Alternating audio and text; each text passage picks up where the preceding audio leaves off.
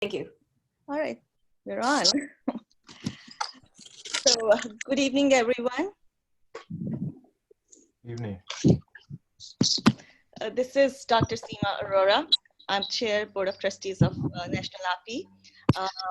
I'm an internist specialized in addiction medicine and medical aesthetics, trained at Harvard Mass General Hospital and North Shore Medical Center in Massachusetts. I welcome you all to yet another educative and interactive webinar in our COVID-19 series. In today's session, we have a special panel of speakers who will discuss the impact of this pandemic on US healthcare, as well as post-pandemic effects. So the moderators of this sessions are Dr. Amy Shah and Dr. Jayesh Shah. Before I pass on the mic to the moderators, I would like to make a disclaimer on behalf of AAPI. The services of AAPI COVID-19 teleconferences is for information purposes only. It should not be considered as medical or financial advice. AAPI has no liability as to how this is interpreted and for results, losses, damages that may be caused directly or incidentally. Please refer to CDC website and your state government health authorities for information and updates. Now I would like to introduce Dr. Amy Shah, who's one of the moderators today. She's a board certified radiologist, director of mammography in New York City. She's co-chair of AAPI Academic Affairs Committee and currently an AMA Radiology Section Council alternate delegate. The second moderator today is Dr. Jayesh Shah. He's a past president of AAPI. He is also an AMA delegate from Texas. He's board of trustees of TMA and past AMA IMG section chair. So I would like to give over to Dr. Amy Shah. Please take over and start the webinar, please, Amy. Thank you. Thank you, Dr. Aurora and Dr. Reddy, for giving me the opportunity to bring together and welcome the distinguished panel of speakers here tonight to discuss the impact of the COVID-19 pandemic on healthcare in the United States, and also to share ideas on where we think healthcare will be post-pandemic.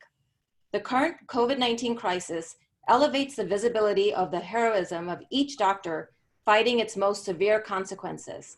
Some doctors are in the front line battling this disease, and others have been called upon to cross state lines to help in this fight. Some doctors have had to change their practice overnight and convert rapidly to telehealth and other models. Many doctors have even had to close their offices and suspend elective surgery, colonoscopy screenings, screening mammograms, dermatology, and other services in order to protect their patients from this pandemic and to make room for a possible surge of patients needing treatment for coronavirus.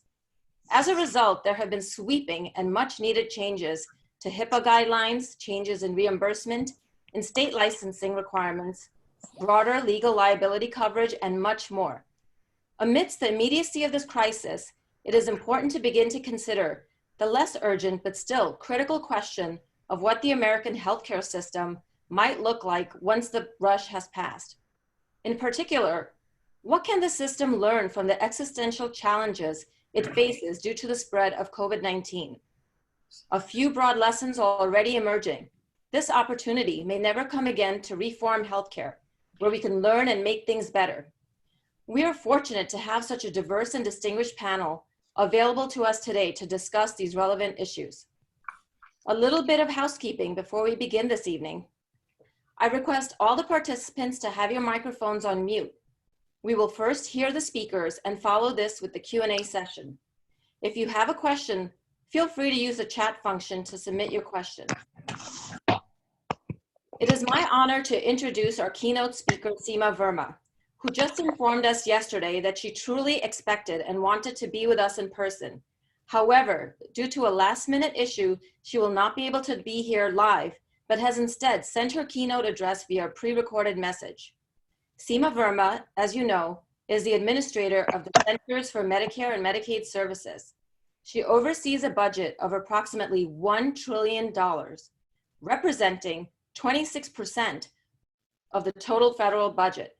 and administers health coverage programs for more than 140 million Americans.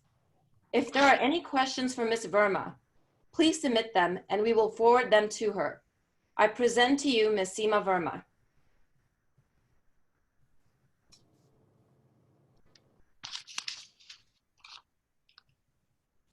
Good evening. It's a pleasure to join you, and thank you to AAPI President Dr. Suresh Reddy and Chair of the Board of Trustees Dr. Seema Arora for inviting me to speak.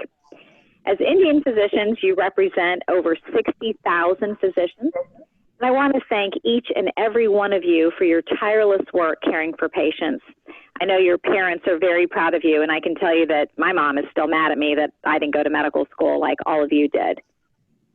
But more seriously, all Americans owe those of you battling the coronavirus every day on the front lines a profound debt of gratitude.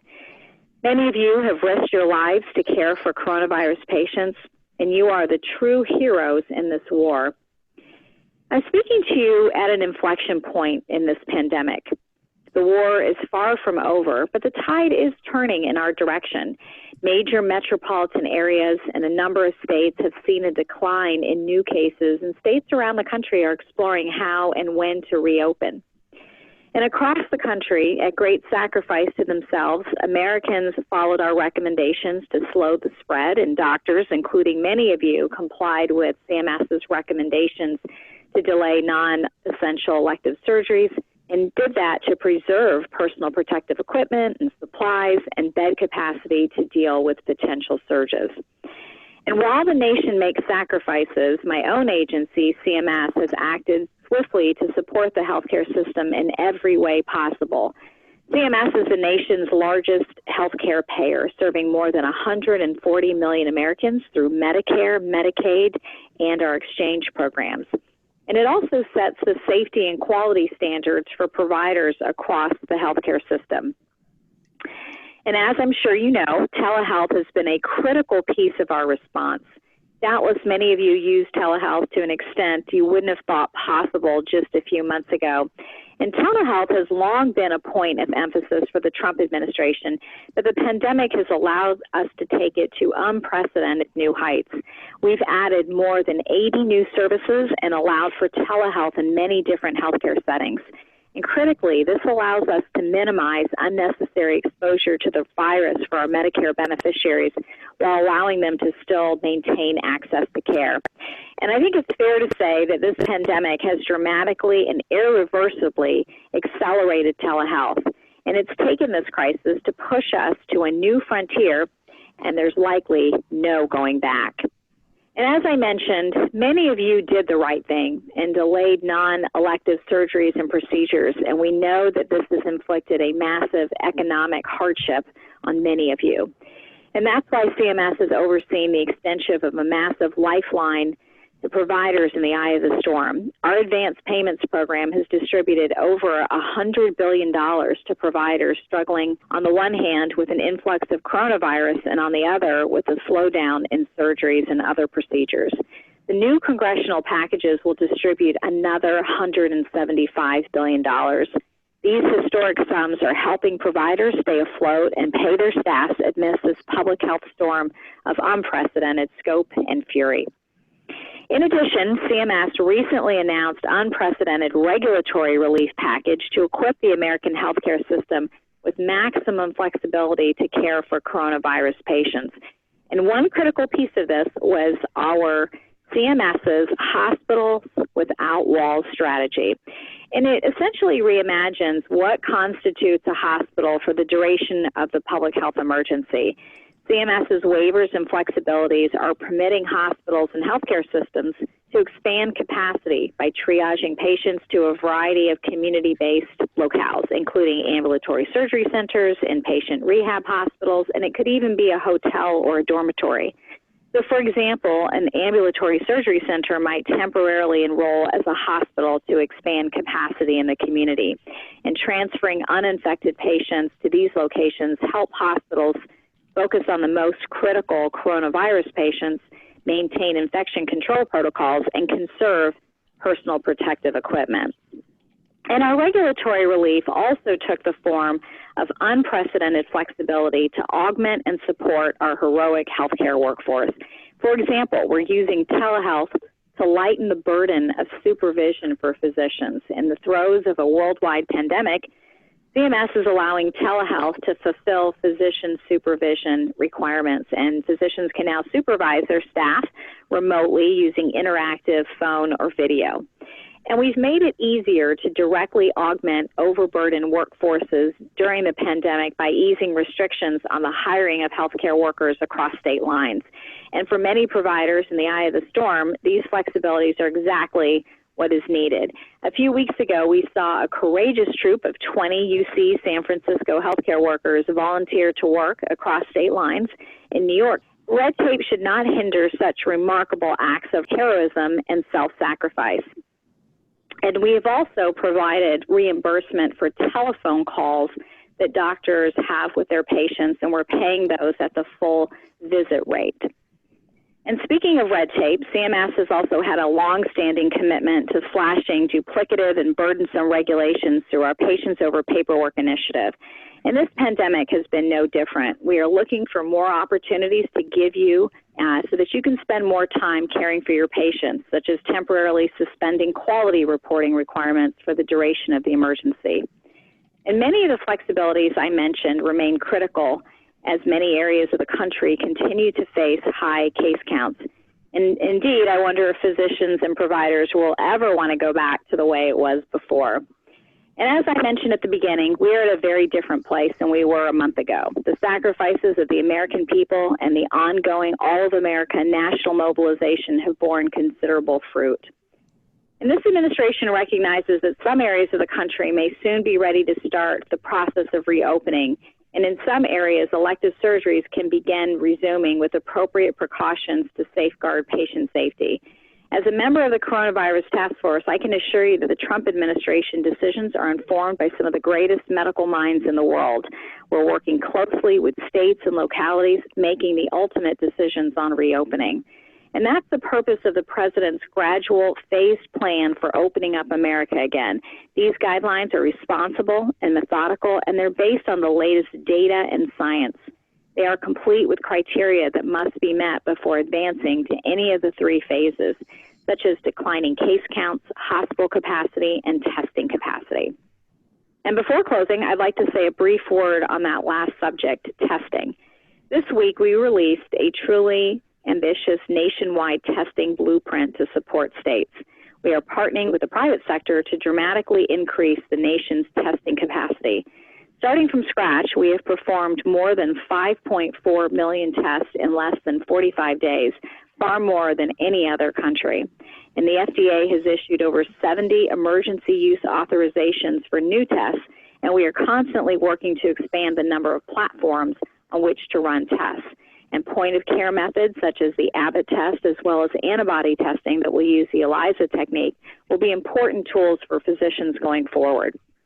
And we're also working with state and local governments to identify unused diagnostic testing capacity in commercial labs and health systems. In addition, CMS announced that it would be nearly doubling its payment for high-throughput tests to encourage widespread testing. Admiral Giroir, who leads the federal government's testing effort, is doing a fantastic job scaling up our testing capacity. And he's mentioned that we're going to be able to provide states and localities with tests and the testing supplies they need, boosting our testing capacity by 10 or 11 million just in a few weeks.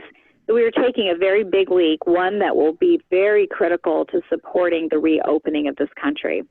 In living through this pandemic, we are living through a world historical event. It has not only tried this country and cost us dearly in lives and treasure, but this nation's response has been inspiring. The American people have demonstrated staggering willpower and self-sacrifice in the interest of a common good. In America's low fatality rate, we see the skill and dedication of our physicians and other healthcare workers. And going forward, strong leadership informed by sound science will continue to see us through. And again, I want to thank you for having me tonight and for all of your selfless, courageous work. And with that, I'll turn things back over to our moderators, the Dr. Shaws. Thank you very much. Good evening. It's a pleasure to join you, and thank you to AAPI President Dr. Suresh Reddy and Chair of the Board of Trustees. Thank you, Ms. Seema Verma. Ms. Seema Verma expressed that she really wanted to be with us in person, and we thank her for the pre-recorded keynote address tonight. We also want to thank the White House Coronavirus Task Force, the United States Department of Health and Human Services, CMS, and Ms. Seema Verma for working with our physician leaders and realize what a Herculean task it is to move rapidly with the changing needs caused by this pandemic. We hope she and other members of the health department will be able to join the AAPI National Convention, which will also be moving to a virtual platform. I just want to remind everyone on the call that this webinar is strictly for AAPI members only. Our next speaker is Dr. Bobby Mukamala, someone I know well through our work in the American Medical Association. He is a board-certified head and neck surgeon in Flint, Michigan. Just last week, he was inducted the president of the Michigan State Medical Society. And in 2017, he was elected to the AMA Board of Trustees, which is responsible for implementing AMA policy. Dr. Mukamala, thank you for being here today. And can you please share with us the crucial role AMA has played addressing physician and patient needs during the pandemic and your thoughts on the impact of the pandemic on healthcare? Thank you, Ami. I would be absolutely happy to do so. It's an honor to be addressing an organization that has meant so much to me and my family for the past 30 years.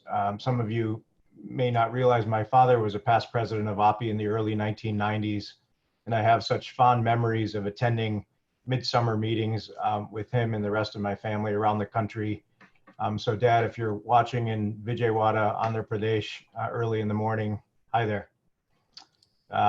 It's also an honor to speak to you on behalf of the American Medical Association, another organization that means so much to me and physicians in their ability to impact healthcare in the United States. And thank you to all the participants on this call that have already joined the American Medical Association, in particular, the many leaders within the AMA that I already see on this call, people that I have the pleasure of meeting with when we get together, Drs. Bhushan Pandya, Jayesh Shah, Sheila Regge, who you'll be hearing from in a few minutes, Ami Shah, and many more, I'm sure. Clearly, there's never a dull moment when it comes to healthcare, and this moment is no exception, obviously. The AMA has been very active on this pandemic on many fronts, and I'd like to give you just a brief summary of the nature of that work that we're doing on behalf of our physicians. On the scientific front, the AMA is providing evidence-based information in what seems like a huge sea of conclusions that are being drawn and statements that are being made that are oftentimes that don't pass scientific scrutiny. And the AMA is very engaged in the effort to guide physicians on the front line of the response with properly vetted data. The AMA is also shining a light on the challenges that these doctors are facing as they try to care for these very sick patients, and is advocating constantly for patients and physicians to ensure adequate testing, supplies, and insurance coverage. And just some specific examples of those efforts. You know, you may have noticed that there's an entire JAMA, the Journal of the American Medical Association, COVID-19 Resource Center, which has a very comprehensive review of all things scientific related to COVID-19, the epidemiology, infection control, prevention recommendations. There's a plethora of information there and resources there. The AMA also has a separate COVID-19 Resource Center that is also full of information to help guide physicians and health centers, for that matter, in managing this disease and practice assistance that's available in that management. There's resources in particular for private practice doctors whose practices, like mine, I share an office with my wife, Nita, who's an OBGYN. You know, we have, Nita's doing a lot of telemedicine, I'm doing some telemedicine, and I see maybe half a dozen patients a couple of times a week for emergencies. So the AMA is helping people like us whose practice has essentially been decimated with the abrupt cessation of elective care that constitutes most of the work that we do, with nonstop advocacy on our behalf. We put out robust guides on how to implement telemedicine, as you'll hear. Thank you to Seema Verma for leading by example with CMS, compensating, reimbursing for that sort of care. We're going to hear more about that from Sheila Regge in a moment, who's also a valuable colleague of mine at the AMA. The AMA has pushed lawmakers to include physician-specific financial relief so that we can keep our doors open as we brace for the inevitable deluge of patients whose care has been deferred now for more than a month. $100 billion in direct support to hospitals and physician practices, and also advocating for liability limitations because there are so many things that will be delayed as far as their diagnosis that isn't a clinical error on the part of physicians, but is just a limitation in our ability to get those patients seen and get their testing done. The AMA has urged the U.S. State Department and Department of Homeland Security to ensure that IMGs who play such a critical role as part of the nation's safety net in caring for this at-risk population to look at resources at this time so that within these communities that this workforce can be activated, the IMG workforce. We're also working hard to get the government to expedite visa processing at embassies and consulates around the globe so that IMGs who seek to enter this country can do so to start their residencies on July 1st. And as we begin to sort of descend down the other side of this COVID-19 curve, as states begin to open up businesses across the country, the public health officials, government, the business community, and the physician community must all be on the same page so that the right steps are taken. And we don't want to take one step forward and two steps back as we emerge from this pandemic. And as far as the impact of pandemic on healthcare, that you asked about, there are heroes in the story, and the physicians are very much on the front of that page. So many of them, IMGs that are facing the brunt of this epidemic, this pandemic, because of the nature of where they work in these urban centers where the numbers are so high, continuing to take care of very sick patients and dealing with the stress and the PTSD that's going to ensue from that. We've also sort of seen the disparities that exist within healthcare in America and the disproportionate impact that this virus has on minority communities. And I think that when the dust settles, we will have even more evidence of the work that needs to be done in this regard to improve health equity in this country, something that the AMA has really sort of taken on as part of its mission. And finally, advocacy. As you've heard, when there's so much to deal with in these situations, there needs to be a voice on our behalf. And I'm proud to see both AAPI and the AMA step up and be that voice on our behalf and collaborate to put together events like this. So thank you very much. Thank you, Dr. Mukamala, for sharing with our AAPI members AMA's vital work during the pandemic. And I think I may have met you at AAPI and your wife at AAPI before the two of you were married. I'm not sure. We'll have to check back. We'll have to look at pictures. I've been asked to do a little bit more housekeeping. I have to read you the AAPI disclaimer for the teleconference COVID-19. The services of AAPI COVID-19 teleconference is for information purposes only. It should not be considered as medical or financial advice. AAPI has no liability as to how this is interpreted. AAPI has no liability for results, losses, damages that may be caused directly or indirectly or incidentally. Please refer to the CDC website and your state government health authority for information and updates. Thank you. Our next speaker is Dr. Humayun Hank Chaudhary. He is the current president and CEO of the Federation of State Medical Boards. He previously served as chair of the International Association of Medical Regulatory Authorities, which represents 48 nations. In 2007, Dr. Chaudhary was confirmed as Health Commissioner for Suffolk County, New York, overseeing the nation's 9th largest health department during the 2009 H1N1 influenza pandemic. Dr. Chaudhary served in the United States Air Force Reserve, rising to the rank of major as a flight surgeon. He is also the past president of the American College of Osteopathic Internists. He comes to us with much experience, and Dr. Chaudhary, we are eager to hear your thoughts regarding changes to state medical licensing during this pandemic. Well, thank you very much, Ami, and good evening, everyone. I'm delighted to be with you on this important webinar at this important time in our lives. I should mention I'm a lifetime member of AAPI, and I've been involved in other events before for AAPI, and I'm delighted to be a part of this. I do have some slides, so let me, just to illustrate what I'd like to talk about, just a few of them. It says I cannot start screen share while the other participant is sharing. So someone needs to stop sharing so I can share those slides. But as we wait for that to occur, I wanted to give you a little background about my organization. The Federation of State Medical Boards, as Ami just said, is the national organization for the nation's state medical and osteopathic boards. There we go. Okay, great. Let me just minimize my picture. So just a little background about, first of all, disclosures and acknowledgements. I am a full-time employee of the Federation of State Medical Boards. I have no other conflicts of interest to disclose that relate to this presentation. And I'd certainly like to thank the leadership of AAPI, especially President Reddy, for inviting me to be a part of this discussion.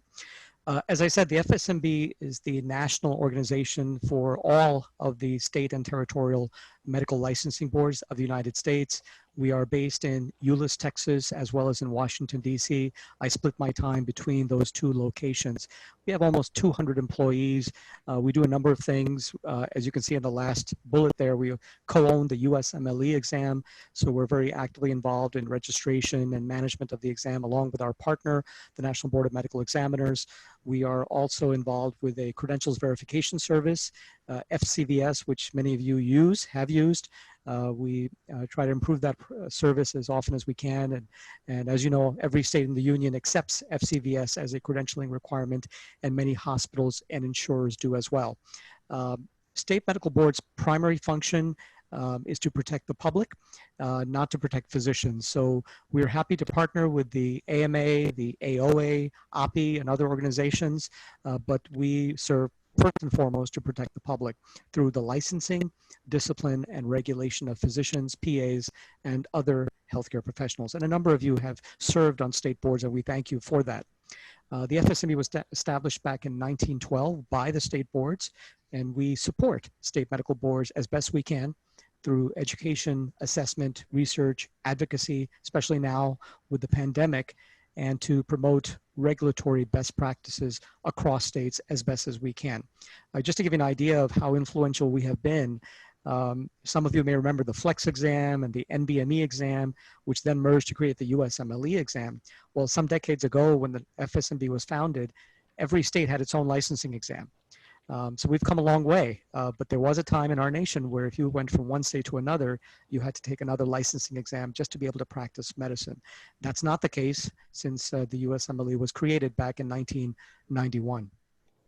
So as it relates to the pandemic, Ami mentioned I have a background in public health very early on, and I've been CEO of the FSMB for about 9 years now, 10 years actually. I noticed very early that this was starting to happen all over the country. Certainly China is where it seems to have started back in November and December. But I alerted my board of directors early on and the nation's state boards early on of what was happening. And on February 25th, we created a pandemic preparedness task force. This is even before the pandemic was declared by the World Health Organization. In fact, there were only 51 cases in the country at that time. I fast forward to today, we have about 65,000 deaths, more than 1.2 million cases. We've come a long way in just such a short period of time. I serve as chair of this task force. We changed the name of the task force from Pandemic Preparedness to Pandemic Response once it became a pandemic. And we've been very busy. As you see, if you can tell by the initials, we also have representation from the National Council of Boards of Nursing, as well as the National Association of Boards of Pharmacy. And that's important because especially in states like New York, you may have heard pharmacists are going to be allowed to administer the tests for COVID-19. And so it's important to work with our colleagues across the healthcare sector. In terms of what the states and the territorial licensing boards have done and what the states have done and territories have done in response to COVID-19, I think many of you know on March the 24th, Secretary of Health, Alex Azar, issued a letter to the nation's governors calling upon them and asking them to implement flexibility. And my response to you is that actually the states and territories have shown extraordinary flexibility in ways that many people did not think was possible, to be honest. And actually they even started that even before the letter came from Secretary Azar. Secretary Azar's letter enabled us to get more of the states and territories on board. So just a quick rundown, all states and territories declared a public health emergency, that allows them to change the laws very quickly in a process that ordinarily would take a much longer period of time. 50 states and the territories, in fact, all of the territories, have modified medical licensure or renewal requirements for physicians, for PAs, as well as for nurses and other healthcare practitioners. 49 states modified licensure rules for telehealth, for those wishing to practice with telehealth across state lines. Now, one of the reasons that the state boards were able to do this is most of the state boards have put in three important sort of points of context around this flexibility. One is that they will make sure that whoever is practicing medicine across state lines, they will do their best to make sure that that individual truly is who they say they are, that they truly are licensed, that they truly have the qualifications and skills to practice what they wish to practice. I think that's important. Sometimes in an emergency or a natural disaster, we don't know why, but sometimes the wrong people show up, people who don't have the appropriate credentials. And the states, remember, their first mission is to look out for the public, so they want to make sure that the right people show up. The second is they want to make sure that there is documentation. I saw in the chat room, somebody was asking about documentation. Absolutely. Whenever a physician in the United States interacts with a patient, it is important for regulatory purposes as well as for liability purposes that you document that encounter. And typically for telemedicine, whatever platform you're using will have some sort of electronic health record built in. That's important that you have a record of that. And that's important because occasionally, as you know, things can go wrong and you need to be able to respond, and the regulatory agencies need to be able to figure out retrospectively what happened, and that's important. And then the third reason that the states were so flexible, and I think Bobby especially knows with his involvement at the AMA and many others like Dr. Pandya know, it's important that there be some framework around these sorts of flexibilities. And one of that was that this is temporary. So the states were willing to be flexible, but they're going to do it temporarily. But the question is, how long is temporary? What may have sounded like only a few months may actually last a year or more. Some say even more than 2 years. We'll have to see. But whatever the states have instituted has been in the framework of this national emergency, and we'll have to see how what the future holds. But I think Administrator Verma is right. A lot of what we've been seeing in the last few weeks has changed the face of healthcare forever. It doesn't mean every encounter will involve technology and telemedicine and telehealth.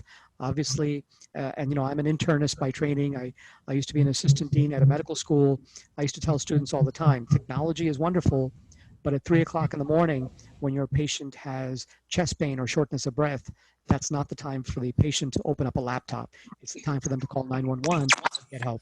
So I think there'll always be a room and place, of course, for secondary and tertiary care and even primary care in person. But I think telehealth is here to stay, and we'll see what happens in the future. Now, 38 states have expedited licensure for retired or inactive physicians, and different states use different aspects of this. And even primary care in person, but I think telehealth. Oh, I'm hearing an echo. And we'll see what happens in the future. Now, 38 states. Do you hear that echo? Retired or inactive physicians, and different states use different aspects of this. And even primary care in person. Do you all hear that echo? Hearing and. I do. Okay, I think it's gone now. So the retired physicians, in some cases, some states have said, you know, as long as you haven't practiced in the last 2 or 3 years, we'll welcome you back. Other states like New York, really, because it's the epicenter, want doctors so badly. You heard Governor Cuomo say they'll welcome physicians, even those who practiced medicine long ago. And I think that's part of the flexibility that you're seeing. Now, 29 states are part of the Interstate Medical Licensure Compact. I don't know how many of you are familiar with that. That has been in place for about 3 years now. Actually, it's 29 states as well as the District of Columbia, as well as Guam. The Interstate Medical Licensure Compact is something that these states have agreed to, these 29. If you, as a physician, meet 9 criteria, The states who are part of this process will instantly issue you a license to practice medicine. This was true even before the pandemic. And the pandemic has actually enabled more people to become licensed through this process. So more than 9,000 licenses have been issued through this process. It's kind of like a TSA pre-check for those physicians if you meet those criteria. Now, how many physicians meet those criteria? At the FSMB, our data shows that 80% of the nation's physicians should be able to meet those 9 criteria. And again, Dr. Bogamala knows the AMA was a big supporter of the Interstate Medical Licensure Compact, as were organizations like AAPI and others. 23 states have modified their CME requirements for physicians and PAs. And that's important because they don't just want to focus on those who want to practice medicine across state lines, let's say for the first time in those jurisdictions. They also are concerned about those who are in practice because, you know, there aren't meetings being held. The specialty societies are not all doing meetings. They're not all doing virtual meetings. And so especially as physicians are being pushed to the front lines to manage the epidemic, the pandemic, the CME requirements have been relaxed in many states. Now, the states that are not relaxing the CME requirements doesn't mean that they won't. You have to ask in some cases. And then finally, you heard this as well, 20 states are allowing early MD and DO graduates in the US to provide care before July 1st under the supervision of a licensed physician. We saw this in Massachusetts, where all the medical schools did that. We saw that in New York. In fact, NYU's Grossman School of Medicine was the first medical school in the nation to do that in the first week of April. Now, they decided to call those physicians junior physicians, but there is no licensing category like that. But many of the states have been flexible to allow early graduates to help if they wish to. And then I think this is my last slide, and I'm happy to take any questions after that. There have also been temporary licensure changes for international medical graduates who are not yet licensed. So in New York and California, which, as you know, have been badly hit by the pandemic, in both of those states, the rules have been relaxed. As you know, in most states, the state boards require 3 years of graduate medical education before those individuals, those IMGs, are eligible for a full and unrestricted license. New York and California have changed that to 1 year. And that's a significant change because now it's in parity with the requirement for US graduates. In fact, the FSMB's recommendations to the state boards are that there should be no discrimination, that the IMGs and the US graduates should all have the same number of years of GME requirement, but it's nice that New York and California have done that. Now the question is, will they do that long term? We'll have to see. You've all, I'm sure, are aware also of what's happening in New Jersey. The New Jersey governor has opened up the state to international medical graduates who are living in the US but have not yet entered the system, have not yet even done GME. As long as they were licensed overseas, as long as they had at least 5 years of practice, New Jersey has been open to inviting those physicians to help out. Now, I happen to know, and I just had a conversation yesterday, Bill, with Dr. Bill Pinsky, my counterpart at the ECFMG, and he said that they are working with New Jersey to help screen those IMGs, but the numbers aren't as large as they thought there might be for whatever reason, but it is something that some states are experimenting with. In fact, just yesterday, Colorado announced that they would do the same.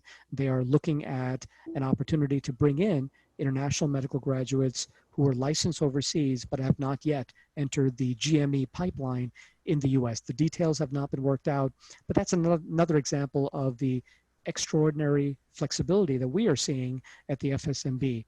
And then finally, I'll mention as I finish up with this that we are working in collaboration with the American Medical Association, American Osteopathic Association, the Council of Medical Specialty Societies, and many others to make sure that the voices of the IMG community are heard. I've personally been in touch with the White House Coronavirus Task Force.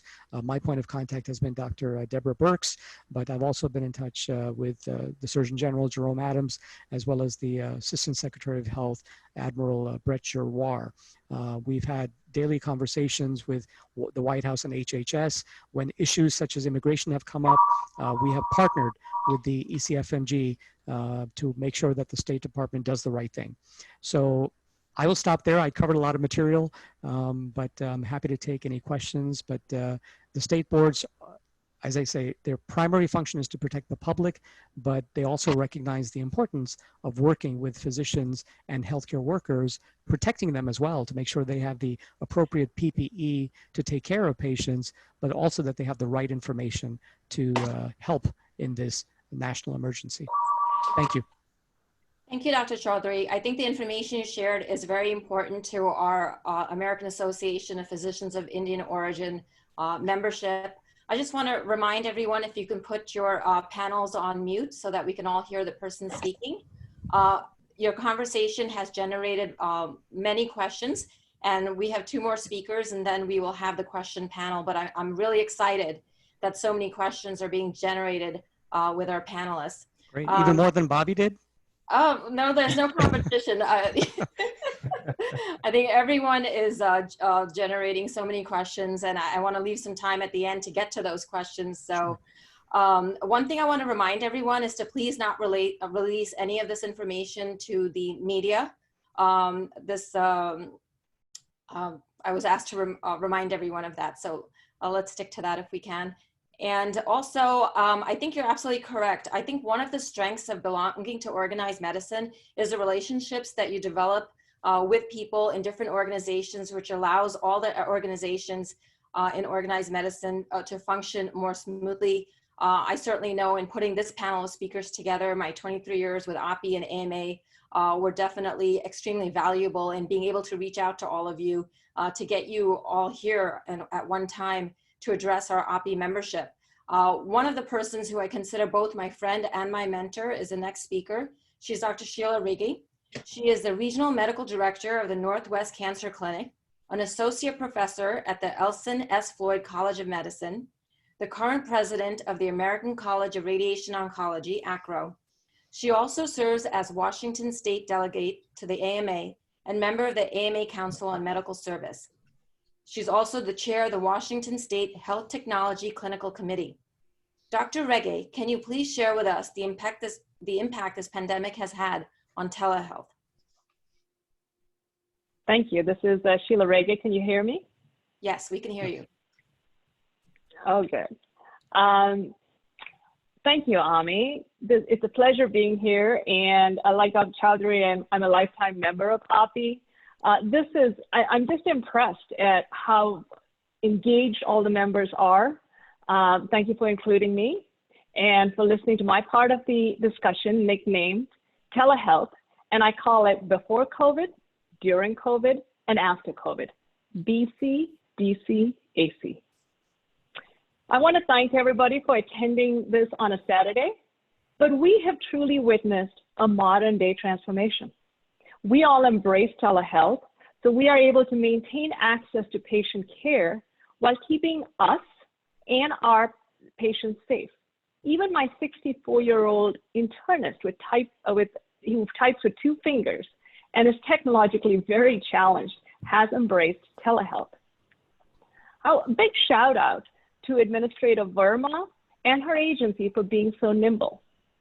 For me, telehealth may have brought back that joy in medicine.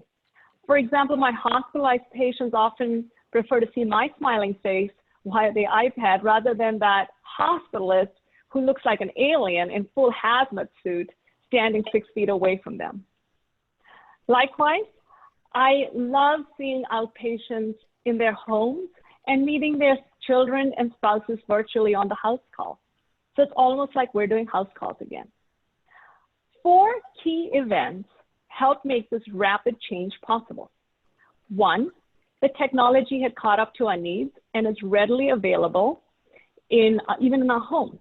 2, the federal government lowered the regulatory and compliance bar and made it easier for us as physicians to offer telehealth. 3, the infrastructure cost and time invested in telehealth was recognized by authorizing equal payment for in-person and virtual visits, including audio only.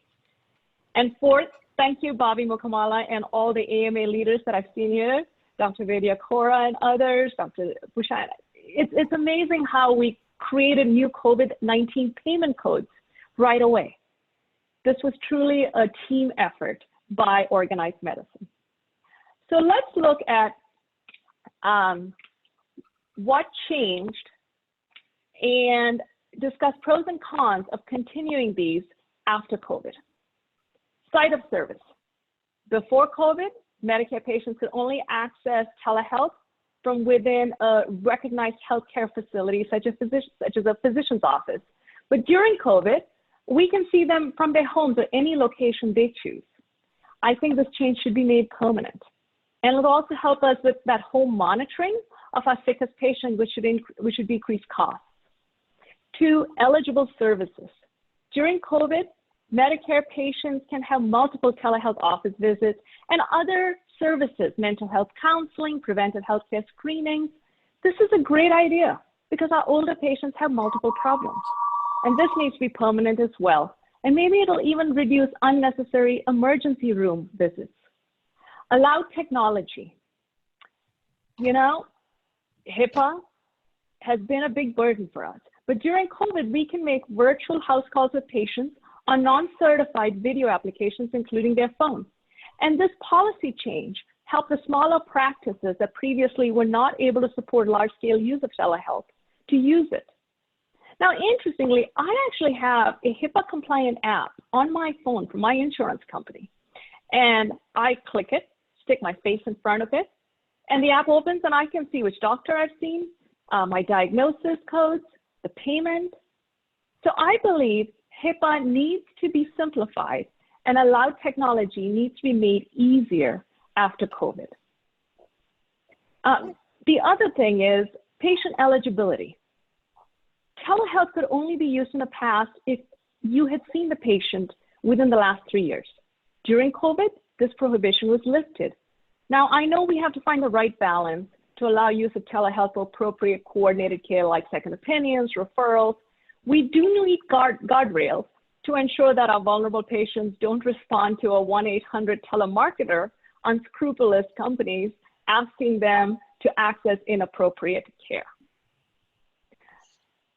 I think I talked about reimbursement in audio only also being an important reason why we are able to offer telehealth, and this should be made permanent, but especially for all plans, but especially ERISA also.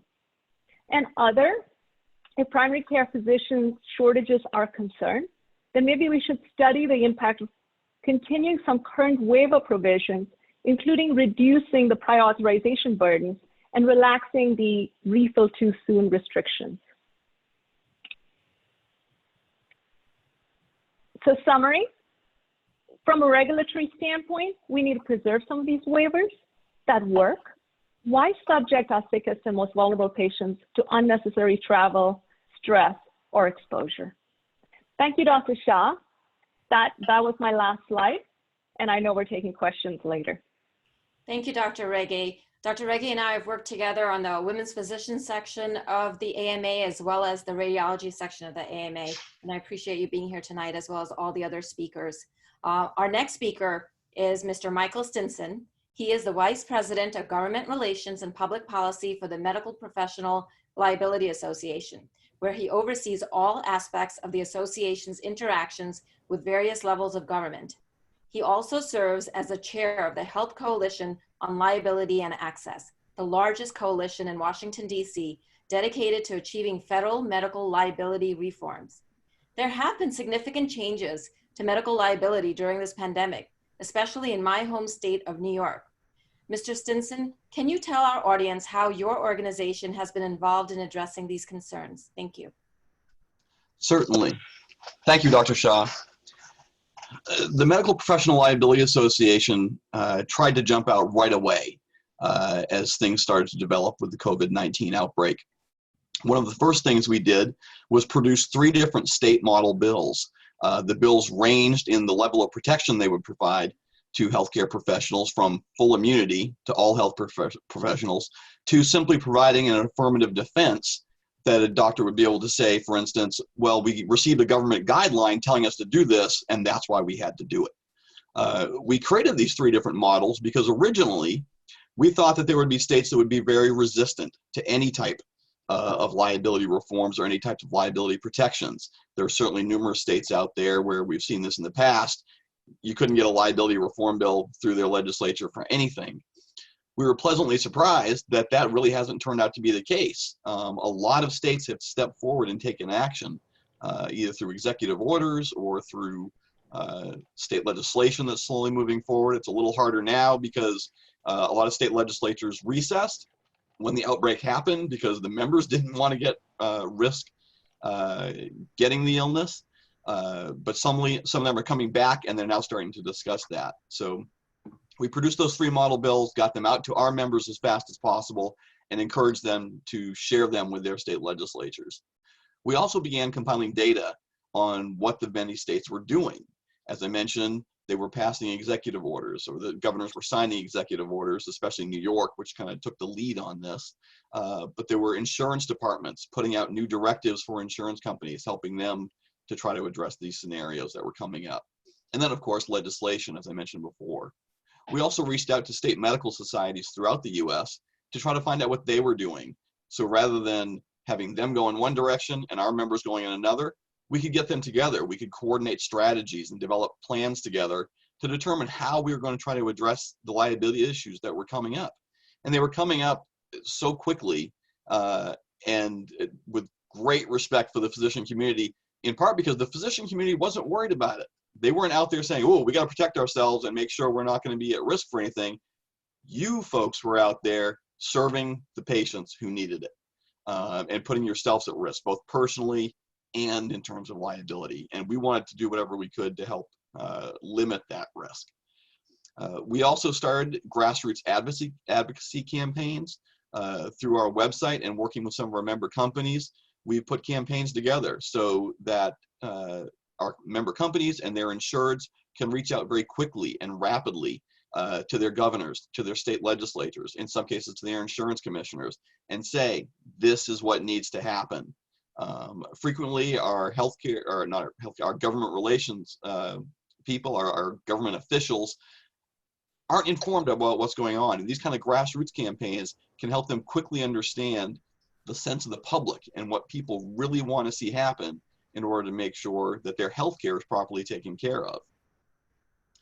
You mentioned I was the chair of the Health Coalition on Liability and Access. This is a coalition that's been around since the 90s, and it's a combination of insurers, some of my members, as well as medical groups from around the US, mostly in DC. And we all try to work together to focus on medical liability issues so that we're all speaking with one voice, that we're sharing the same goals, that we're working on from the same strategies in order to try to push one united front. And that can make a huge difference, whether it's at the state level or the federal level. If we have too many voices bombarding Congress with different thoughts and different ideas, it's likely it's all going to get lost in the clutter. But when we work together with one united voice, there's a much better chance that we can achieve the goals that we have. And one of the first things we decided we wanted to do was try to protect healthcare volunteers. That seemed like the most likely thing that we could accomplish. We'd actually had a bill that had been before Congress for, oh my gosh, it's 5 or 6 years now at least. And it would grant medical liability immunity to volunteers who responded to a federal disaster or a federal public health emergency. To us, this seemed like common sense, but we've gotten pushback for years and no one is willing to take up this bill. Fortunately, when the outbreak happened, members of Congress stood up and recognized they had to do something. And so we had to tinker with the bill. It's not as broad as we would have liked. Eventually, it was put into the third stimulus package, and it's limited to only care provided to COVID-19 patients or suspected COVID-19 patients, and it only applies for the duration of this particular national public health emergency. But we got the protections put in place. They are part of the law now. Volunteers are protected from liability if they're treating COVID-19 patients, and it's my hope that we'll be able to expand on that down the road and make that same kind of protection available to all volunteers in all types of disasters and emergencies. Since that time, we've taken an additional step. We have been working to put together legislation which would provide full immunity from medical liability lawsuits for all healthcare providers throughout the duration of the public health emergency. Because we know that it's not just those who are treating the COVID-19 patients, it's those who are backfilling and helping to cover the responsibilities of those who are right on the front lines. It's those who are coming in and saying, well, you know, I'm willing to triage emergency room patients because that's what my hospital needs me to do right now. It's not do what I normally do.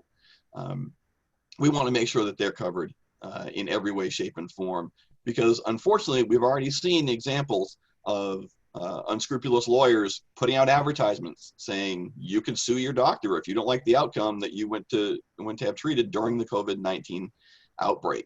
There's been a few websites that have been highlighted, and I'm sure there are more out there that we're not even aware of. But at this particular time, we just can't imagine anything more important than making sure that our healthcare professionals can do what they need to do, what they've been trained to do, what they have spent their lives learning how to do, providing care to people in need without having to worry about lawyers standing over their shoulders and kind of threatening them with lawsuits at every available opportunity. So we put together this legislation. We are now working with our coalition in Washington, D.C. to push this before Congress. We're also reaching out to other organizations that aren't part of our coalition, including the Chamber of Commerce. Again, with the idea of creating a united front, getting everyone together in this, having the business community, the medical community, the insurance community, any community we can find to come together and really pressure Congress to let them know immunity is definitely needed. I should point out, we're not naive. This isn't blanket immunity no matter what happens. There are exceptions for gross negligence, for willful misconducts, for criminal acts, because we certainly don't want to encourage any kind of bad behavior on the part of the outliers within the community. But we do want to make sure that not only our patients are protected, but they're getting the full level of care they can possibly get. And they can only do that when doctors are free to act in accordance with their training and their education to provide the type of care that they're prepared to do. So that's just a little bit on what we're doing. I'd be happy to answer more questions afterwards about what else we can do to try to provide the protections that our physicians need. Thank you, Mr. Stinson. My co-moderator, Dr. Jayesh Shah, will take over with the Q&A section. Thank you. Thank you, Ami. That was a very educational session. I think all speakers were fantastic. I really know each one of them. I meet all of them at AMA, and it's really nice to see them on webinar here. COVID-19 has changed our life over time, and has a lot of questions. All speakers have generated multiple questions, so I think we can be here whole night answering a lot of these questions. So I'm going to try to moderate and see if we can touch upon some of the very important concepts that has been came out on the chat that I'm going to try to ask each one of those speakers. But I have a great panel, and those are all my friends. I meet them at AMA and AAPI meeting. So I'm going to start with Dr. Deepak Kumar. All of my panelists have really very, very long CV, very accomplished. So I'm going to keep the introduction small just so that we can spend more time on Q&A and really answer the questions that have been generated by your very provocative lectures and informational lectures. So I think what we'll try to do is start with Dr. Deepak Kumar, who is a present chair-elect of AMA IMG section. He's an assistant professor of surgery, and he's a past president of Ohio Medical Association and Ohio State Board, and he's been in practice for a long time, and he is the president of Dayton Colorectal Centers. Dr. Deepak Kumar, you have a question for Dr. Thanks. Good evening. Bobby, can you hear me? Yes, I can. Yes. Well, it's kind of an interesting way of communicating. I want to thank your participation as the liaison from the board to the IMG section. I think the things which I'm going to say are not new to you in many aspects. Essentially, AMA has been the biggest advocate for physicians, and they have taken significant positions in favor of IMG issues, like, can you hear me? Yes. Like reducing the wait time from conversion to H-1B visa to green card, time of increased problems, the 3 or 4 letters which were sent out to the administration dealing with the immediate impact which was having on IMG physicians. The IMG section and the IMG and the AAPI really wants to thank the board and you for taking steps on that. However, my question comes out to be that there are, despite all these efforts, there are things which do not seem to get done, particularly like the backlog of green cards, conversion from H-1B to green cards. Can AMA redouble its effort and follow-up letters, what they can do to help expedite their process? And secondly, what do you think is the effect of the current EO from the president regarding immigration will have an effect on the overall IMG participation in the medical profession, particularly if that EO becomes permanent? Thank you. Yes, thank you, Dr. Kumar. And you're absolutely right that it's an effort that the AMA has been undertaking now for more than a decade. A lot of activity, the AMA communicating with policymakers in DC on this issue. Just in the past month, just for example, we've sent 5 letters to lawmakers in various departments in Washington, DC about IMG advocacy issues. But just to immediately jump to the answer about redoubling the efforts, you know, I guess I would say that what I've observed is that there's a strategy associated with the things that we ask for. And we can plant, just to use this metaphor, we can plant 3 times the number of seeds in unfertile soil and nothing will grow, or we can plant a smaller number of seeds in fertile soil and it's guaranteed to grow. And so I think as much as we might continue to ask the same questions, the timing has to be right and the recipient of those questions and what we're advocating for has to be correct. But just to give some examples of where we have had success, so we've directed a lot of effort into renewing the Conrad 30 bill and improving it. You know, that's pending legislation right now. Some of those improvements, like making it more transparent as far as employment contract terms, no non-compete language, so the person on the J1 can actually work elsewhere, basically level that playing field between the J1 visa holder and their employer, who sort of holds all the cards in their hand. Increasing the slots available, pursuing exemptions for green card caps for working in underserved areas, and even now, those people working on the COVID-19 response and on that front, and battling this virus, perhaps even getting out from under the green card caps for them as well. We're communicating with the Department of State and Homeland Security on suspension of the premium processing of petitions, and are pushing to expand that for H-1B holders so that they can continue providing care here. And as I mentioned, we sent letters so that asking embassies and consulates around the country to open visa processing for physicians that are seeking to start residency in 2020, something that was really at risk. And because of our advocacy, the Department of State agreed to begin processing this. So you know, I feel just as you do that there are simple solutions, as referenced in the previous communication from the AMA asking for green cards for every IMG. I would love to see that happen. The reality is that these types of solutions, again, are like seeds, and the soil has to be fertile, and we're continuing to make the case, but we're waiting for that soil to become more fertile so those seeds can grow. Well, thank you. Appreciate your answer, appreciate your presence, appreciate your leadership. I will then pass on to Jay. Yeah, thank you, Dr. Kumar. Our next panelist who is going to ask the question is my good friend, Dr. Harbhajan Ajrawat. He's a board certified urologist in private practice for more than 35 years. He's a current chairman of Medical Society Delegation of Virginia to AMA. He's been a past president of Maryland State Medical Society and MedShy Insurance Agency. Dr. Ajrawat is going to ask a question to Mike Stinson. Yes, Dr. Ajrawat. Thank you, Jay. Can you hear me? Yes, sir. Yes. Yeah, this is for Mike Stinson. My question is regarding the medical professional liability issues. And we would like to hear from you if there were protections in New York State for people who have been taking care of all these patients, and many of them have lost their lives.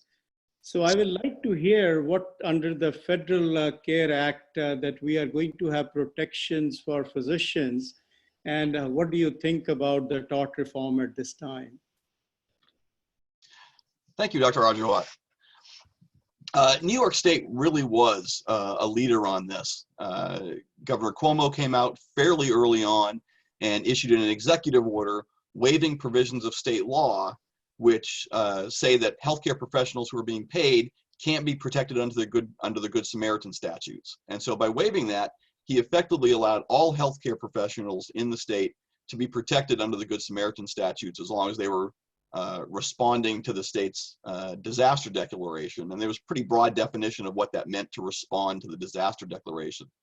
The New York State Legislature took that one step further and passed additional protections for healthcare facilities so that everyone within the healthcare community could get those protections. And what we really learned from that was that even in a state which for many, many years has been an absolute horrible place to try to get any kind of tort reform done, under the right circumstances, they are willing to address these issues, and politicians will be willing to take these on.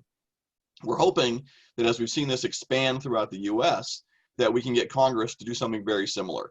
That we can get them to say, if it's good enough for New York and New Jersey and Michigan and Illinois and the many other states that have passed some type of tort protections for physicians, that we'll be able to go ahead and get these federal protections as well.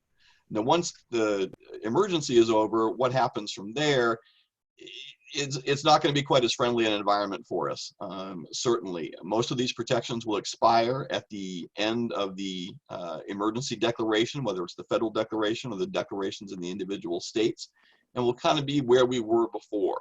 As I mentioned, we're hoping we can get some new protections passed that would be permanent for volunteer healthcare providers who are responding to an emergency or a disaster. One other thing we're hoping with the great expansion in the use of telemedicine that Dr. Reggie talked about a little bit earlier is that we can possibly get some liability protections put in place around that. In particular, when it comes to the interstate provision of telemedicine services. It can get kind of tricky when you're talking about liability. If you've got a doctor, for instance, in Illinois and a patient in California, which set of rules apply to them in terms of the cap on damages or any of the other tort reforms that are in place or not in place, as the case may be. And we're hopeful that we could put national tort reforms in place that would apply anytime care is being provided across state lines. So that's kind of one of our immediate goals after the outbreak has been taken care of, and hopefully after we've gotten liability protections put in place for the duration of this emergency. Thank you, Mike. Back to Jay. Yeah, thank you, Dr. Edrawat and Mike. The next question I have is from Dr. Bhushan Pandya. Dr. Pandya is another good friend. I have a lot of these good friends. I'm so proud of that. He's a board-certified gastroenterologist in private practice. He's a former president of Medical Society of Virginia, and he's a chair of AMA IMG section in the past. And he's right now an AMA delegate from Virginia. And he has a question for Dr. Humayun Chaudhary. Dr. Pandya. Thank you. Thank you, Dr. Reddy, Dr. Arora, for this opportunity and a wonderful webinar. Dr. Jayesh and Amisha, the Shah Squares, for this wonderful program. Dr. Chaudhary, I had a prepared question that you have answered in your presentation, most of it. So I am left with inventing some questions for you. I was not aware that there's a chat box in the bottom, and I hope you read a lot of questions that came through AAPI members, and that's most important because we are here to answer their questions. And if you caught on to any of those questions, please feel free to answer them. My personal question would be, we are talking about the status with the pandemic and post-pandemic. Your role at FSMB is quality of care that you can demonstrate to the American public for their safety and disciplining the physicians. So, let no crisis go waste. Would there be a chance to highlight the contribution of the IMGs in this pandemic? New York and other big cities were affected more, and there are more Indian physicians and IMGs at the ground level. And it might be an opportunity to highlight their contributions specifically once this crisis is gone. You also own USMLE, and you have had significant changes in the examination recently. And how do you see that impact the current status and the future? And if you can, there have been questions raised about MOC and licensing, and you may want to clarify if these two are related in any way. I'll stop there, and the floor is all yours, sir. Thank you very much, Bhushan. You've given me 3 questions that would take me half a day to answer, but I will do my best to answer them as quickly and succinctly as I can. And I've been trying to keep up on the chat and to respond to people individually as well. First of all, as it relates to the USMLE program, as you know, we had to put a halt to it because of the social distancing requirements and the emergencies across the country. The computer-based testing resumed yesterday. But we know there were problems. Those problems have to do with the Prometric test centers. They were not organized, and they just issued an apology today to all of the USMLE examinees who were taking those computer-based testing in the US and Canada. The clinical skills exam, as you know, has been put on hold through the end of May for now.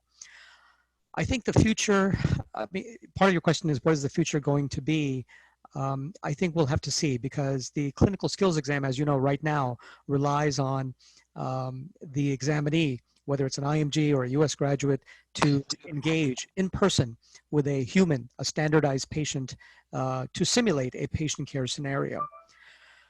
I don't know what the future will hold, but I can tell you that the ECFMG, which is involved in the development of the clinical skills exam, has been working with the FSMB. I was on the phone yesterday and the day before with Bill Pinsky from the ECFMG. I think the future will involve more technology. And I think we need to come up with not just a short-term solution, but a long-term solution. That might be a good thing, especially for those IMGs as well as US graduates who have to travel to 6 different locations to take the test. So we're doing some interesting experiments. Then I mentioned that we're also looking at the possibility of collaborating with medical schools. We're going to do that with the US, maybe overseas. We'll have to see. And then the most radical idea, which no one thought possible, is the USMLE program, for the very first time, is going to be looking at software to explore the possibility that you might be able to take the USMLE in your own home. No one thought that was possible because of the concerns around security, but the technology is so advanced now that you can set up a situation where the technology preserves the security and the integrity of the exam, which is very important to the state medical boards.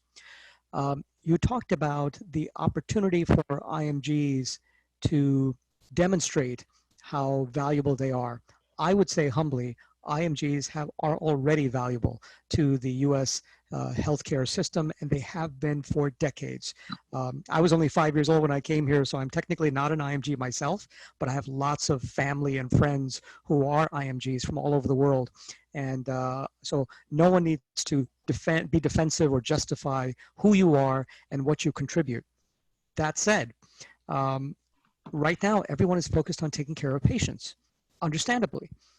But I hope that people are beginning to keep some records, some data, some science behind what's happening with telehealth, what's working and what isn't working, how it's able to make a definitive change in patient outcomes, save lives, prolong lives, help in the management of hypertension, diabetes, and all the other non-COVID diseases.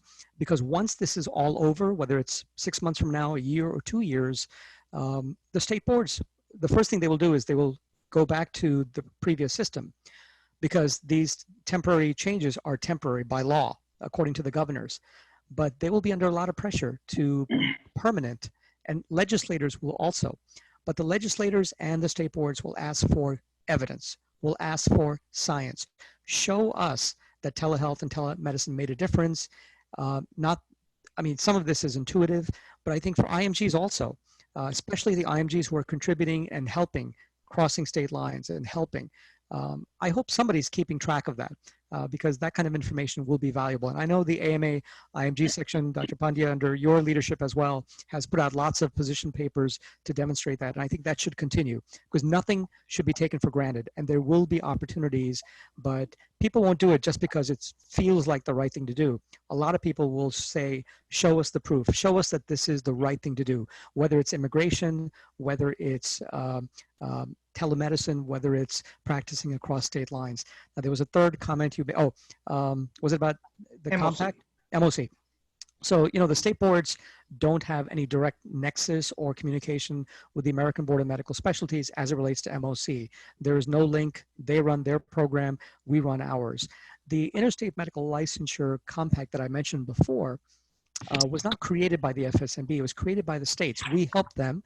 We put them in a room together and gave them, you know, the space and gave them the guidance, but ultimately they made the decision and they wanted to include specialty certification as a requirement for initially when you apply. Once you apply and get the ability to get licenses in 29 states instantly, you do not have to maintain that specialty certification. The people who run the Interstate Compact, the website, by the way, is imlc.org. You can look it up. They've said our focus is not on maintenance and certification, but at the time of application, when you first apply and they check to see if you meet the 9 criteria, they do expect you to be specially certified at that point, but not forever after. By the way, if you're grandfathered, they will include that as well. So for those of you who are grandfathered or grandmothered into specialty certification, that is counted in that as well. So the state boards beyond that, one of the questions was, can you tell the hospitals not to require specialty certification? We are not in charge of the hospitals. You'd have to talk to the hospitals themselves or the American Hospital Association and others, or your lobbyists and advocates. Thank you, Dr. Chaudhary. There are a lot of AAPI leaders on the call, and I hope they heard you and they will invite you and Dr. Pinsky for the half a day or a full day answer session afterwards. Sure. Happy to do so. Thank you, Dr. Pandya. Thank you. Thank you, And Dr. Shah. Yeah, thank you, Bhushan. Our next panelist is Dr. Vidya Kora. He's an internal medicine doctor in private practice for more than 35 years in Indiana. He's a county commissioner for LaPorte County, and he was a past MPAC chair and past Indiana State Medical Society president. Dr. Kora has a question for Dr. Regge. Hi, Sheila. Good evening. You know, for those of you who are on this call, Sheila Regge is a passionate advocate for physicians in general and private practice physicians in particular. It's been a privilege knowing her all these years at the AMA. Sheila, my question pertains to AI. At our AMA, we define AI not as artificial intelligence, but as augmented intelligence, wherein artificial intelligence is used to supplement human intelligence and not substitute it. So Sheila, what is the AMA doing to incorporate augmented intelligence in the delivery of healthcare in general and in the post-COVID world in particular? Thank you for the question. Vidya is a dear friend and, you know, just so respected within the AMA and very, very knowledgeable. I mean, there's just so many friends here in this audience, but it's an important question. And before I answer it, our AMA actually has a lot of resources related to telemedicine, including a playbook that is revised as new things come up for incorporating telemedicine into your own practice. And I know, I think the AMA is trying to be in some ways ahead of the curve on this, and Dr. Bobby Mukamala may be able to comment more.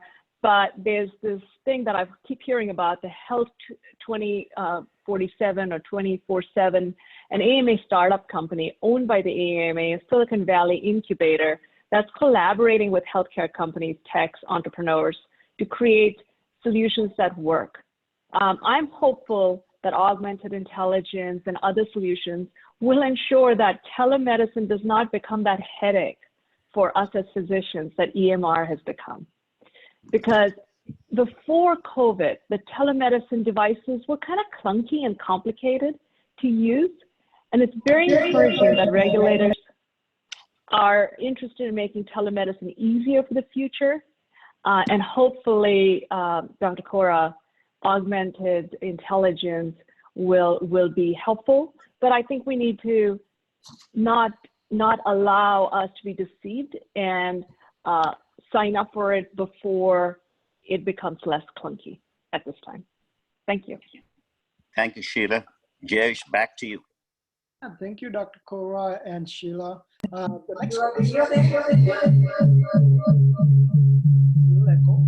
The next panelist is Dr. Sivani. Sivani is well known in AAPI. He is a senior member of AAPI and has served AAPI for more than 2 decades. He's a current chairman of our Legislative Affairs Committee, and he was recently appointed by President Trump to serve as a member on a National Advisory Council of Substance Abuse and Mental Health Service Center. Dr. Sivani, will you please ask a question to Dr. Mukamala, please? Yes. Good evening. Thank you for this platform, Dr. Suresh, Dr. Seema, Dr. Ami, and of course, Jayesh. We are known for a long time. I think this is one of the best webinar I've attended. My question is, impact of sweeping scope of practice changes, allowing physician extenders to practice on their own to help with the dire need of healthcare workers. In some areas, hit hard. What we can expect in the future to repeal this, and also if the nurse practitioners and physician assistants will have a higher malpractice cost given the responsibility of practicing not under physician's licensure. Dr. Stinson and Dr. Mukamala or anyone else want to address this? Thank you.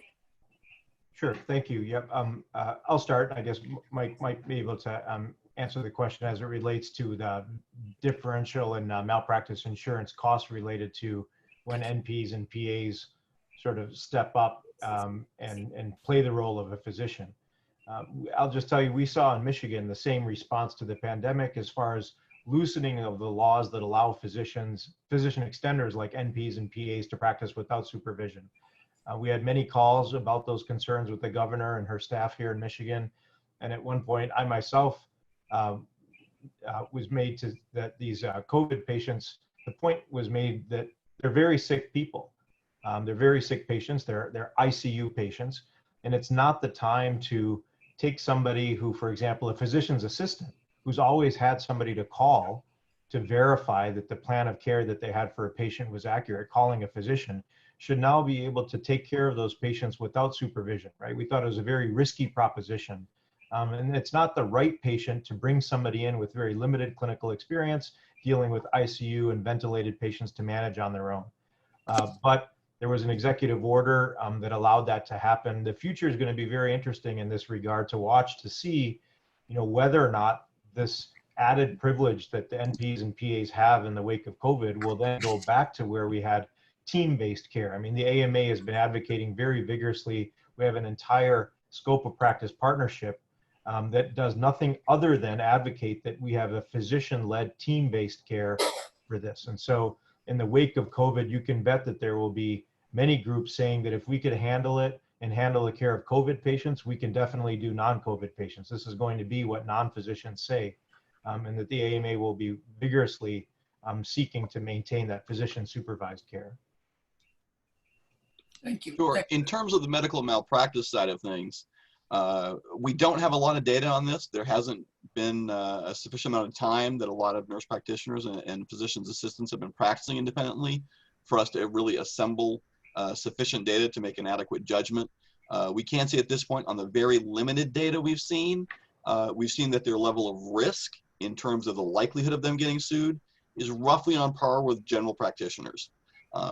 But I think part of that is because there's so few independent practicing NPs and PAs at this point that we haven't really seen the kind of response that you may see from the trial lawyers down the road if their role expands a great deal. And we have seen medical malpractice risk for general practitioners grow in recent years.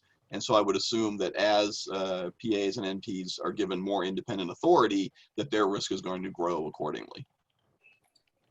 Dr. Shivangi, this is Dr. Kumar. Can I add something to this discussion? Absolutely, please. Well, I am from Ohio, and actually I want to report to you that in Ohio, the NPs, APs, they cannot do practice independently. Even in COVID environment, OSMA was able to stand its ground, and the governor stood with us and did not allow that authority. So it's a state-by-state decision, and the local state organizations have to be strong enough to lobby to not allow the allied health professionals to be able to practice independently. I think I agree with you. I think it's a great contribution. But I think in the COVID situation, probably they will have more liberty to practice or take a first-hand care. I think they could do the basic practice of under the emergency of the healthcare. Don't you think so?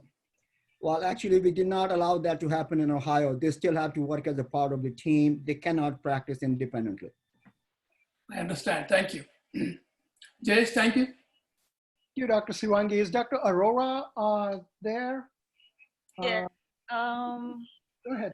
Thank you, Jayesh. Thank you, Dr. Shivangi, Dr. Mukamala, and Dr. Stinson. I'm happy to introduce the next panelist, Dr. Roshan Shah, who has a question for Dr. Bobby Mukamala. Dr. Roshan Shah is an internal medicine physician practicing in Houston, Texas. He has served a number of executive roles with AAPI, including past president of the Young Physicians section. Dr. Shah is the current chair of the Liaison Committee and will be the incoming National AAPI Regional Director of the Southwest region. In addition to his leadership roles with AAPI, Dr. Shah has also served as an alternate delegate in the AMA. Dr. Shah, please ask your question. Hi, can everyone hear me? Yes. Yes, perfect. Thank you, Dr. Ora, and thanks to Drs. Ami and Jay Shah and Dr. Suresh Reddy for organizing. The question is to Dr. Mukamala, and I think on the previous question, you may have touched on something I was just about to ask, so I'll kind of alter it and add on to it a little bit. Nurse practitioners and other mid-level providers have received parity with physicians during this pandemic in several states, and I think you touched on that a little bit. And it seems like physicians are losing their battle with scope of practice. What do you see as the short-term and long-term plans to monitor these changes and to ensure quality of care and to limit the scope of practice losses that physicians have been seeing? Yeah, I mean, you're absolutely right that this has been going on. I mean, this has been evolving now for more than a decade. We saw this in its early stages and put together, as somebody already said, this is a state-by-state issue, right? I mean, you just heard an example of how Michigan, where I am, we've expanded scope in the wake of COVID. In Ohio, that expansion was defeated. And so it requires a coalition of states so that one state can learn from what this state goes through and then manages how they approach that legislation, which arguments convince the legislature, that sort of thing. And there needs to be a convening entity, and that's what the American Medical Association does with our scope of practice partnership. So that battle has been going on. There's the current issue when care is, when the people that take care of these patients, when that scarcity is there, then there's a desire to expand that scope, and that's what you're seeing happen. And then, of course, what will happen in the aftermath when there isn't that urgency is that those people will say that, again, like I mentioned earlier, if we could take care of a COVID-19 patient, we can definitely take care of the strep throat patient, right?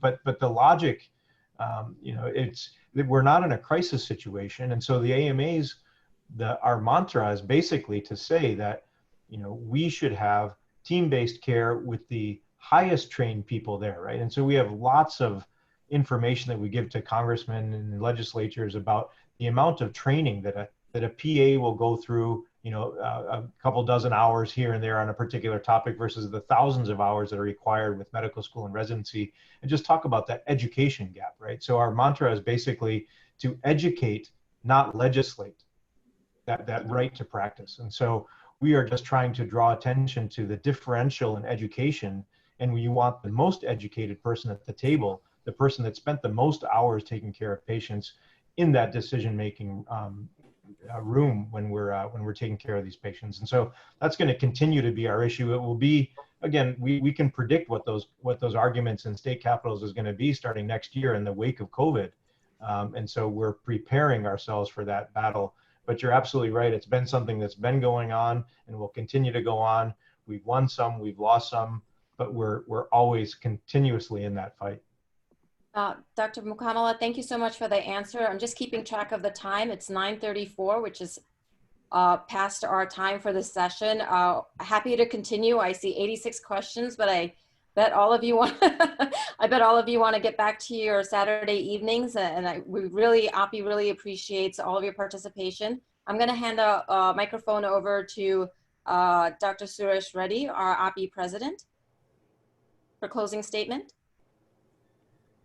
And also as a reminder, if anyone has follow-up questions, I'm going to go through the questions and possibly submit it to the speakers. And if there's an interest in a part 2, we may just have to do a part 2. Dr. Reddy, are you still on the call? Yeah, thank you. And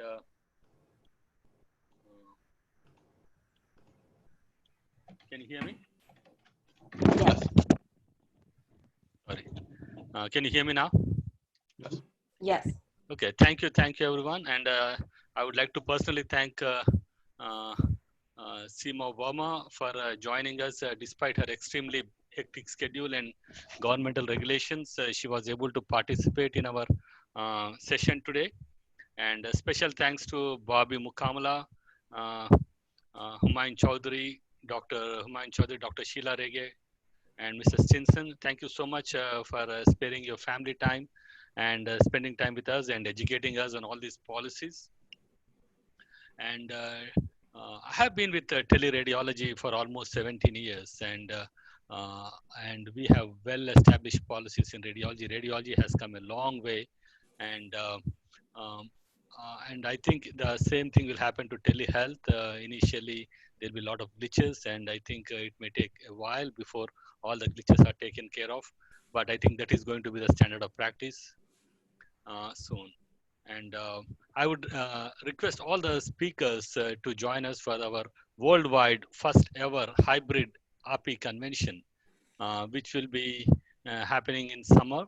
And we are expecting around 2,000 to 3,000 worldwide audience. We would really love to you all join us at that time. Again, I would like to thank the panelists, Dr. Bhushan Pandya, Dr. Sampath Shivangi, Dr. Harbhajan Ajrawat, Dr. Deepak Kumar, Dr. Vidya Kora, and Dr. Roshan Shah. And I would also like to thank our coordinators, Dr. Amisha and Jayesha, who have put a lot of time. They have put their heart and soul to organize this in a record time. And I want to specially thank them. And another thing I would like to request Dr. I don't know if the question goes to Dr. Humayun Chaudhary, because I've been in teleradiology for 17 years, and I was also one of the first radiologists who did teleradiology. And I have like almost 30 licenses, state licenses, and it's such a constant battle to keep them up to date, because every state has 1 or 2 hours of special CMEs, which they're very specific to that state.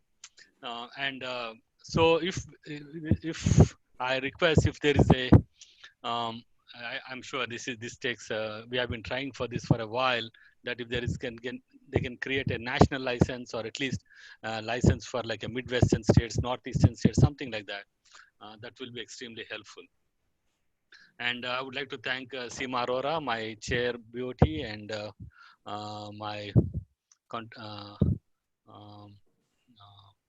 thank you so much for opening the session. Thank you all. And if you have any questions, just email us and we'll forward the questions to the speakers. Thank you. I would like to thank Vijaya Kodali also, who's been a backbone of AAPI and helping us with this conference too. So thank you, Vijaya. Thank you. Thank you, everyone. Thank you, everyone. Bye-bye. Thank you. Good night. Bye-bye. Thank you. Good night. Bye-bye. Right? Bye-bye.